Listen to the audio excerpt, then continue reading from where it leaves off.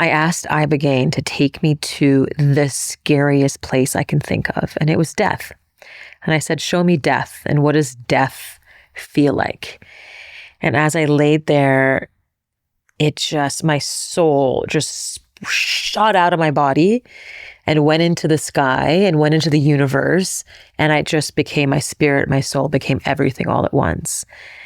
And then in that space of everything all at once, all of a sudden it was like, okay, I'm just now waiting to be reincarnated into another being and enter into another being through their womb. And it was such a divine experience of continuation of energy that it was just like, oh, we are truly just never ending energetic being that gets to drop into a human, have these experiences and shoot out of our bodies once we're complete and go into another and continue that story. And it was so potent and so powerful to see that, because now, it was interesting because at 3:00 in the morning, I woke up and my body was just shaking and shaking and shaking like a leaf, which was really scary at first because I was so out of control, and it was my body just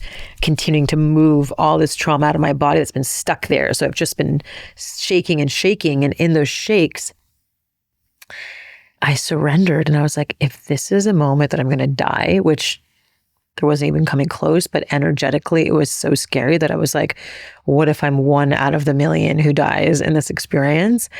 I just laid there and just sat in the trust of the universe and finally just let myself just feel the trust all the way through. And then my body just relaxed and rested. And what came to me in that moment was, we're so like needing for certainty. Is this going to happen? Is this going to work? Is this relationship going to work? Am I going to have the baby? Is this business going to work? And we have such a need and desire to control an outcome, but control is such an illusion.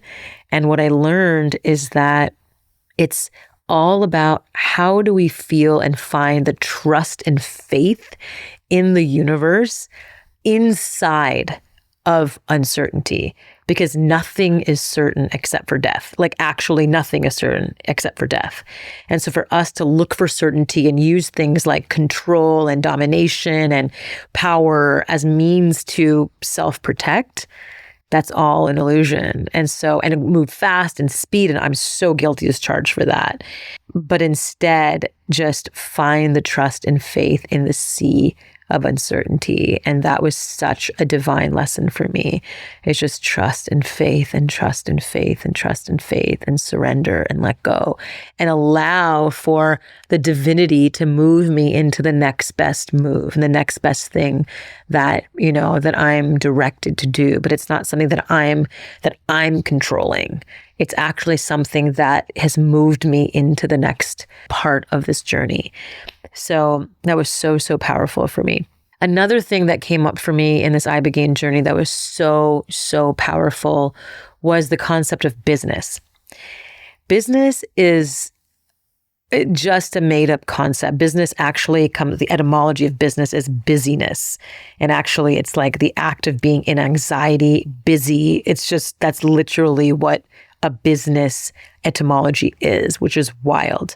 And when I really thought about what we're doing at Hero and what we're doing at Tushy, for example, is we are serving the next generation. We're serving our planet in the most devotional way through these different products that are in service of people and the planet, in service of elevating people and the planet. And I really figured out that it's not just like clocking in and clocking out and going to work, but it's actually like going to the altar and praying and going through a practice. Like you practice meditation, you practice yoga, and you're in prayer, and you go there and you wash the feet of the deities, and you add the flowers, and you remove the old flowers, and you dust. And then if there's flowers there, you weed it. If there's, old flowers, you get rid of them. And you're always taking care of the altar, and you're going there every day in a daily practice. And that to me is what we're doing in our projects, what we're doing it here, what we're doing at Tushy. It's a daily practice of going and being in service of people on the planet, in service of a greater tomorrow, in service of eliminating single use as best as we can and offering regenerative products as much as possible, attuning to nature, partnering with nature, still serving people and elevating people in our modern times. How do you support all? How do you serve the entire ecosystem in the most beautiful, elevated, creative, divine way? And so that was something that I realized about what we're doing at Hero and at Tushy. It's different than building a business and scaling at all costs and doing it in a way that's, trauma scaling. And it's just dog eat dog and how fast can we go and how, versus listening, attuning, moving at the right pace, not harnessing our fear-based coping mechanisms, guilty as charged, but actually attuning to the next best thing this altar needs.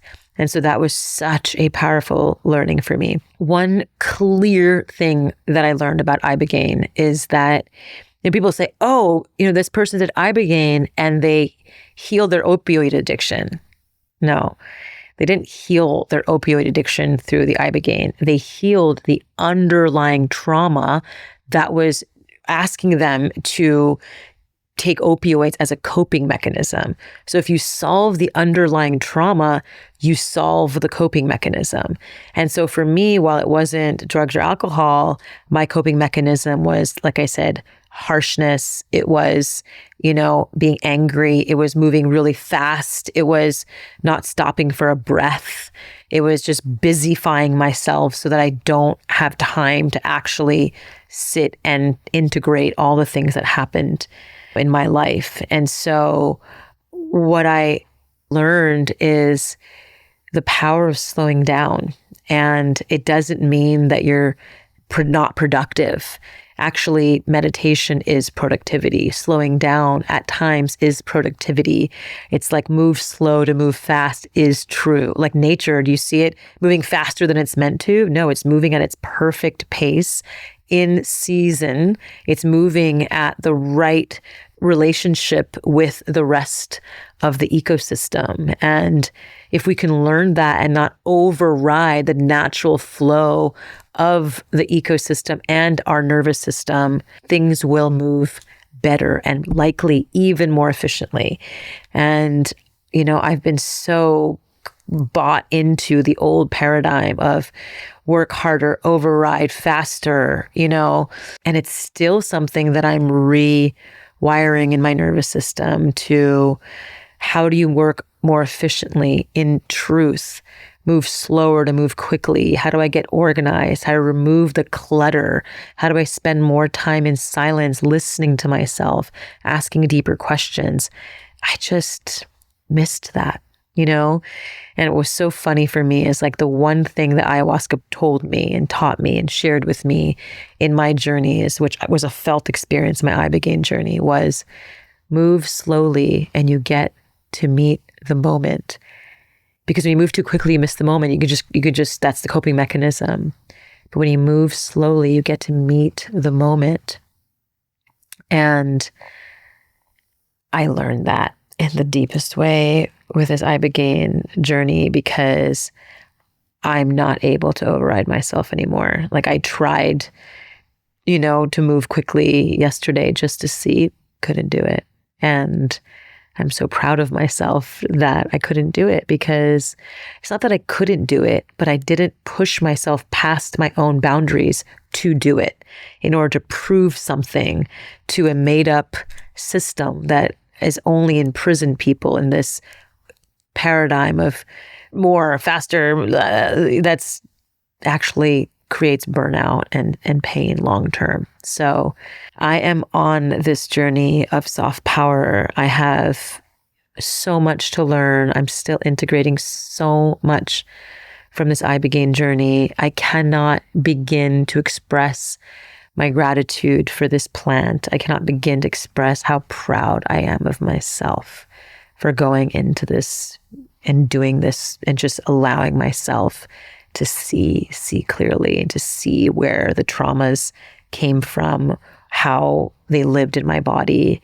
and all the things I did to cope, and looking at sort of like the embarrassing things that I have done in my life in order to cope, and just like held myself with so much compassion to just understand why, and taking the necessary steps to heal and shift and allow for the neuronal pathways that are being reset right now and recalibrated, and the receptors that are being all reset to factory settings to be rewired in a new way where I'm not overriding myself anymore. One really important thing that I learned about myself in this Ibogaine journey is how the different parts of me talk to each other.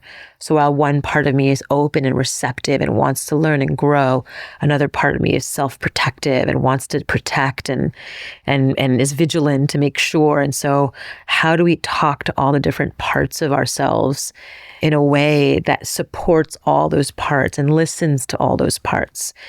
And I think the only way to do that is by slowing down and by talking to each person. And it's so funny because I found myself talking really fast, interrupting myself, interrupting others, because when you're moving so fast, it's just another coping mechanism of just like interrupting the energy from completing, which then adds even more to the nervous system. So much just comes online and you just can't unsee what you've seen. And I'm so grateful. I'm so proud. I'm so inspired. And I think truly everyone should give themselves the gift to do this kind of deep work, to witness themselves.